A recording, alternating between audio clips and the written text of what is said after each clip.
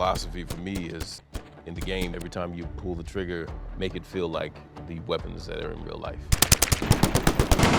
It's important that everyone on our team, whether you make the weapons, do animations for the weapons, do VFX or design them, understands what it's like to feel the guns.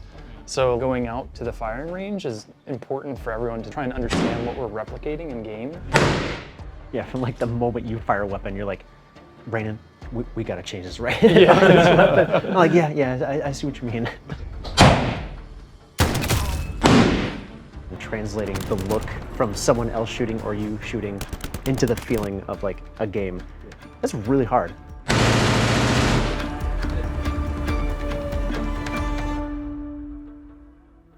It always starts with finding the right people. And I'm always amazed by the weapons team. That team is really passionate about it. And so it's just about imagination on their side. And then it's just for Mark and I to kind of foster that and fan the flames and see what they come up with. When you say like, how does it define a game?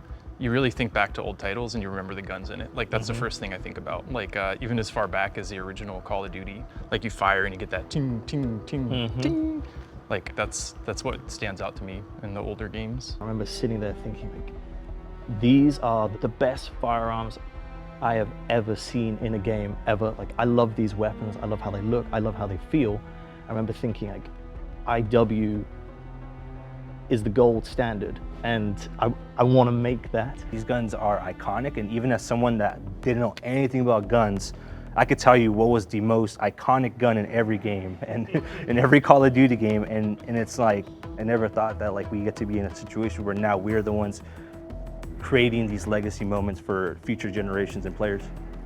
Rainin is legit like the best animator I've ever worked with in my life, like hands down. Ben, one of the most amazing artists I've ever worked with. I think I'm a pretty good designer, but like, you will accept like feedback on like timing and feel and things like that. You'll accept feedback on visuals and things like that.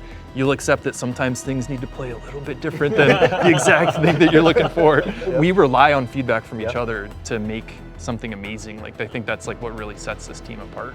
We set out to make like a game that just played better than anything we've had before and a game that looks better than anything out there. That was our goal. I'm excited to see how we did. They're one of the teams that playtest the most, so they're playtesting constantly. And it can be grinding, you know, to use the same weapons over and over again for multiple weeks as you're trying to tune it.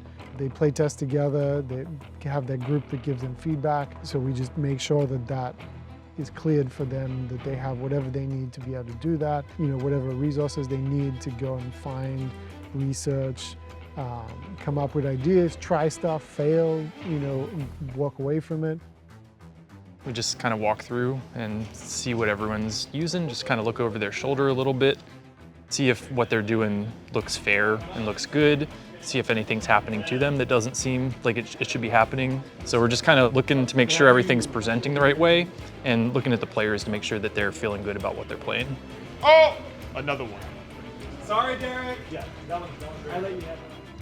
Right now, I saw sort of a frame rate drop, and I'm able to take note of that and be like, okay, this happened when this explosion went off, and we could go back and look at it and be like, why did that explosion cause a dip in frames in that moment? He's the only one seeing it. Yeah, it's only on this one. Is it one of those weird?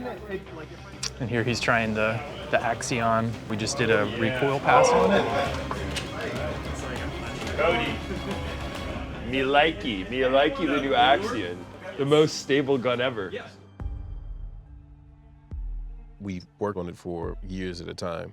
And then when we start the next one, we're thinking about what can be new. We start with like, we need the right mix of assault rifles, SMGs, snipers, shotguns, like what does each category need in order for that category to feel strong? And so that's where the weapons team, like they're always researching, they're always finding new things. I'm always in awe that they have more ideas every time in the box of like, hey, I didn't get time to do that last time, let's do something that I've been wanting to do for a long time. We constantly push ourselves. We're constantly saying, what's next? You might spend 30 hours with a gun, you might spend 1,000 hours with a gun. So having a little thing that makes it fresh, makes it different is really cool for people. I think it comes down to just like obsession is the word. was gonna say, Like yeah. it's just that like every detail, every step of the way, we're like, how do we make like this one thing better? Sometimes I'll go and record some of those motions myself. I'll study them. I will use that mocap station, and like I'll do some of these motions and pantomime them or do them for real. I'm like, oh, I didn't realize that I do that thing. Like, how can I capitalize on bringing that small detail into my craft now? One of those things is the muzzle effects. For our guns to feel good, that has to be in our game. Like that's like a given, right? But it can't have a negative impact on gameplay. So we developed a really cool system that makes it so you get all of the muzzle flash that you want, and we cut a hole in it, like right where you're looking, right where the target's at, so you don't lose line of sight with what you're trying to shoot. I know I'm excited for the new hipfire changes. That's a big one, right? Yeah, Like, huge one.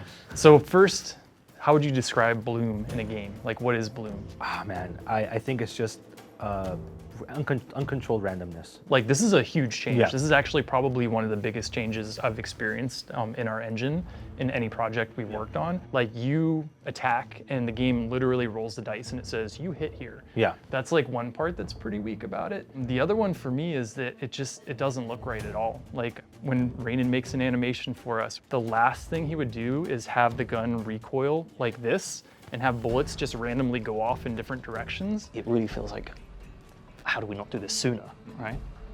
You have more control of your weapon than ever before. You're not gonna get randomness, you're not gonna lose gunfights because of an unknown element that you have no control over. Like, you're gonna live and die by your decisions and your skill level. There's depth of field. Depth of field in real life is actually important to shooting. It helps you when you're shooting a gun. And we look at that, and then we look at what's happening in game, and we're like, well, people are turning this off because what we do in game, our simulation, is destructive to the target. When it blurs outward, it's actually degrading the quality of what you're trying to shoot at. So we're like, can we replicate what it does in real life? But it feels awesome. We talk a lot about making the game more immersive. Like, the goal for Modern Warfare 4 is to really like put the player like in the boots of their operator, make it feel like they're really behind their gun. The framing of the weapon, the movement of the player. We don't just look at the gun moving around on the screen, but we think past the camera and we're like, how does the player's body move when they're doing that thing? Situational awareness. You walk up to a wall now and you're trying to peek around cover. The weapon will actually pull back into the chest, and that feeling, that immersion that I get. So that's one that you look at it and you're like, oh yeah, the gun's like moving around and making room for my body. It's insane, the complexity to it, but the results speak for themselves because it looks so natural that you're like, that's got to be animated, right? But it's not. It's all numbers moving in real time, and it just feels so good. So I think really looking at every detail with a fine-tooth comb is what makes our weapons stand out. Some of the classic guns, they're like, okay, here's how we're going to innovate or change its character from last game or tweak it or do all the rest.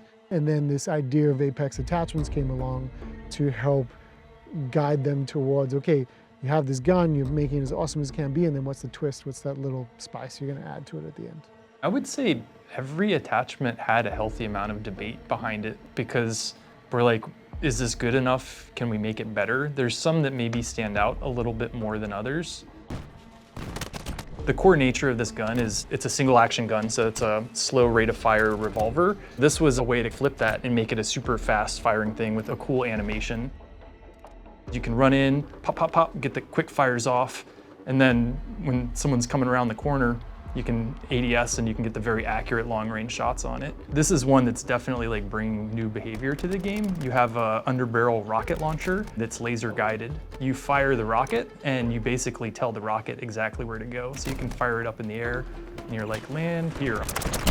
The Spitfire's in Apex for the PPSH. It went through a lot of iteration. The original idea was like an incendiary underbarrel type thing. And so we got it in and we're using it, and it just was an instant not hit. This is one of those ones we were saying, this is not Apex worthy, right? So then it was you, right, Frank, that had the new idea for it. Yeah, I was like, okay, we put a grenade launcher on a SMG. I guess that's cool, but I'm like, what if it shoots fire instead? For me, it was kind of interesting to explore stuff like area of denial and like, hey, I have this extra tool, and then gave my feedback and then wait for these guys to do another iteration of it. It just kept getting that back and forth until you finally get to that like sweet spot of like, okay, let's just go for it. We talk a lot about the core weapons group, but there's a whole army of people supporting them. This weapons team works hand in hand with our game code team to make that work. The rendering team's always helping with like scopes and constructive depth of field. So really it's about the whole studio knowing that these are our main characters and that we have to support this team making the most awesome shit and add to ourselves every time. The star of the show is the gun. So all of the entire studio is supporting that star.